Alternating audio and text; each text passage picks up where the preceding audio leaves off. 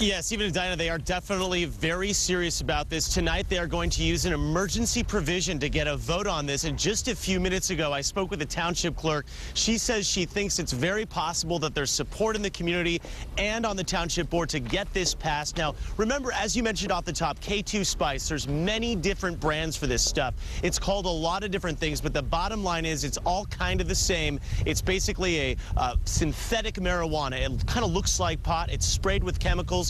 It can be put in pipes, it can be rolled up, and it can be smoked. And when it's smoked, it can have devastating consequences. Teenagers across the area have reported things like losing muscle control. In fact, losing their ability to speak.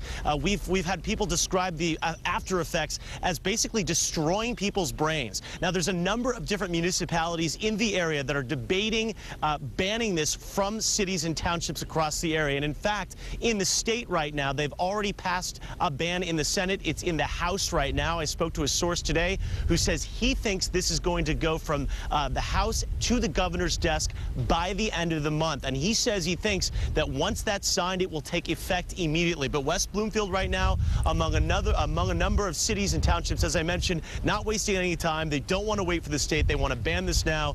You might remember, of course, this is the same township where we had the grandmother who allegedly shot and killed her grandson, who sources say was on K2.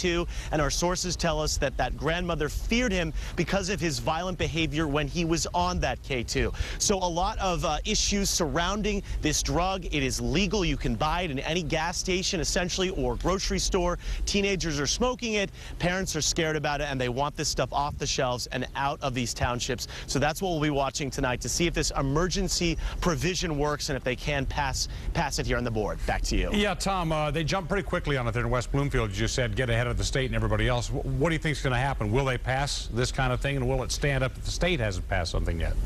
My sources tell me that there is support to pass it, but there's no guarantee of that. There, of course, has to be a vote before anything can move forward. This is an emergency provision. The lawyers here in West Bloomfield drew up this ordinance very quickly. They drew it up last week, but the clerk told me today that she believes it will pass muster, that this is legitimate, and she was confident because of the support in the community that they have a really good shot at getting this passed tonight. All right, Tom, thank you so much. Sometimes when those things are drawn up quickly, that leaves some holes in it. We hope that's not the case this time. All right, Diana, to you.